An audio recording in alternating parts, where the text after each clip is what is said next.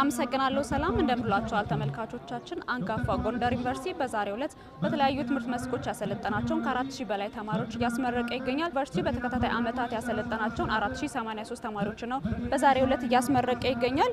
በመደበኛ በማታ በክረምት ተከታታይ መርሃ ግብሮች በመጀመሪያ ዲግሪ በሁለተኛ ዲግሪ እንዲሁም ደግሞ በሶስተኛ ዲግሪ ያሰለጠናቸውን ተማሪዎች ነው ያስመረቀው ማለት ነው።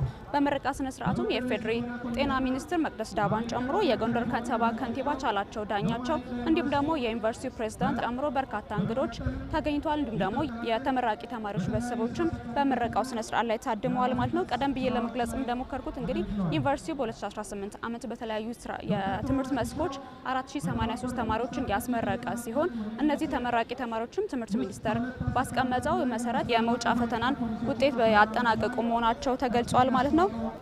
የዩኒቨርሲቲው ፕሬዝዳንት በምረቃ ስነ ስርዓት ላይ ባደረጉት ንግግር ዘንድሮ የትምህርት ዘመን 4083 ተማሪዎች መመረቃቸውን አንስተው እነዚህ ተመራቂ ተማሪዎችም የትምህርት ሚኒስቴር ባስቀመጠው የመውጫ ፈተና ያለፉ መሆናቸውን አንስተዋል። በዘንድሮ እንግዲህ የተመረቁ ተማሪዎች ትምህርታቸውን አጠናቀው ወደ ማህበረሰቡ በሚቀላቀሉበት ጊዜ ሀገራቸውን በታማኝነትና በቅንነት ማገልገል እንደሚገባቸው ነው ያነሱት።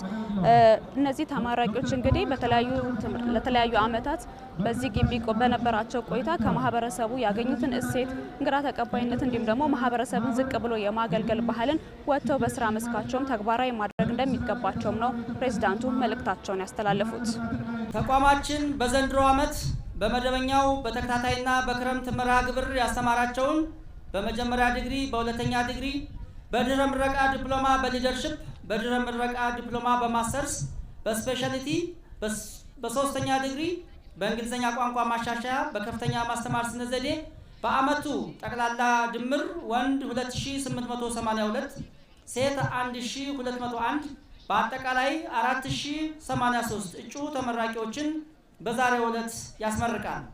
ስለሆነም እናንተም ይህንኑ የተቋማችሁን መለያ ወይም ብራንድ የሆነውን ሰውን ያማከለ አገልግሎት ሩህሩህነትና ደግነት በስራ በምትሰሩበት ሁሉ እንድትተገብሩት ተቋማዊ አደራ እንደተጣለባችሁ ግንዛቤ እንደምትወስዱ አልጠራጠርም። ይህ ብቻ ሳይሆን ይህ አደራ የጎንደር ሕዝብ አደራ ጭምር ነው። ወደ ጎንደር ከተማ ስትመጡ እጁን ዘርግቶ ለፍቅር የተቀበላችሁና በቃል ኪዳን ቤተሰብ ያደረጋችሁ የጎንደር ሕዝብ ይህንን ምስጉን ማህበራዊ አገልግሎት ለሌላው የሀገራችን ክፍል እንደምታደርሱ አደራ ይላችኋል። ይህንን እንደምትፈጽሙትም ጽኑ እምነት አለኝ። በዛሬው የምረቃ ስነ ስርዓት በክብር እንግድነት የተገኙት የጤና ሚኒስትር ዶክተር መቅደስ ዳባ ለተመራቂ ተማሪዎች እንኳን ደስ አላችሁ መልእክት ያስተላለፉ ሲሆን ተመራቂ ተማሪዎች ይህ ምዕራፍ ከአንድ ምዕራፍ ወደ ሌላ ምዕራፍ የሚሸጋገሩበት ወሳኝ ምዕራፍ መሆኑን በንግግራቸው ወቅት አንስተዋል ማለት ነው። በዛሬው ዕለት የተመረቁ ተማሪዎችም በቀጣይ በሚሰማሩባቸው የስራ መስኮች ሀገራቸውን በኃላፊነት ስሜት ማገልገል እንደሚጠበቅባቸውም አንስተዋል። ውድ ተመራቂዎች ከአንድ ህይወት ምዕራፍ ወደ ሌላ ህይወት ምዕራፍ የምንሻገርበት እንደዚህ አይነት የምርቃት ቀናችን ብዙዎች በልባችን ብዙ ነገር የምናስብበት ስራን መፍጠር ስራን ደግሞ ለሌሎች የምናሻግርበት ለሀገራችንም ለሌሎች ምሳሌ የምትሆኑበት ነገር እንደምትሰሩ እጅግ እርግጠኛ ነኝ። ከዛሬ ጀምሮ የምትገኙት ምናልባት እንደተማራችሁት ሌሎች እያስተማራችሁ በጤናና በተለያዩ ነገሮች ውስጥ ደግሞ የምትሰሩ በህይወትም በሰውም ከሰው ውጭም ለሚያክሙ በሙሉ ደግሞ በህመምተኛ አጠገብ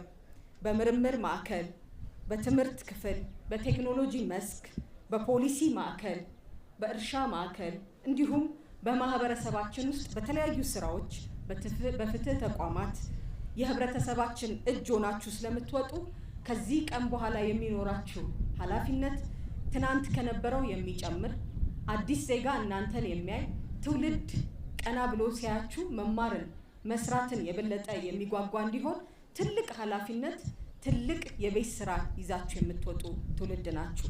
ብዙ ጊዜ ሌሊት እያነበቡ ቀን ደግሞ እየጣሩ ሌላም ስራ እየሰሩ ዛሬ ላይ የመጀመሪያ ዲግሪያቸውን ጨርሰው ከፍተኛ ዲግሪ ለመጨመር የመጡትን ስንመለከት ትናንት ባገኘነው ውጤት በቃን ማለት እንደሌለብን፣ ተጨማሪ ስራ መስራት እንዳለብን፣ ተጨማሪ እውቀት ቴክኖሎጂ በመጣበት እንዲሁም ደግሞ አርቲፊሻል ኢንተለጀንስ የተለያዩ ነገሮች በጨመሩበት ዘመን ላይ ተከታታይ ትምህርቶች ተከታታይ ራስ ማጎልበቶች መጨመር ስለሚያስፈልገን በሁሉ ቦታችን ላይ የመማርን አቅም የመማርን ባህል የመማርን ፍቅር ለሌሎች ትውልድ እንድታሻግሩን አደራ ብዬ መጥቀስ ፈልጋለሁ።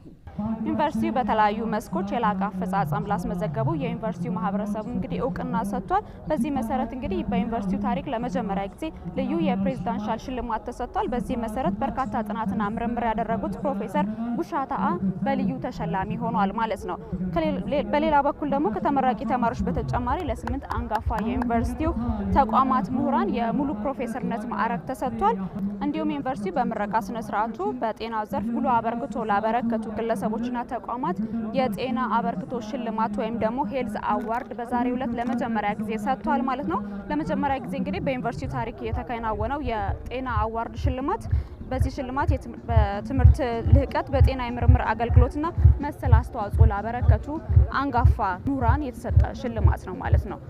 አመሰግናለሁ። ሰላም። ተጨማሪ መረጃዎችን ደግሞ በማታ የዜና ሰዓታችን ወደ እናንተ የምናደርስ ይሆናል።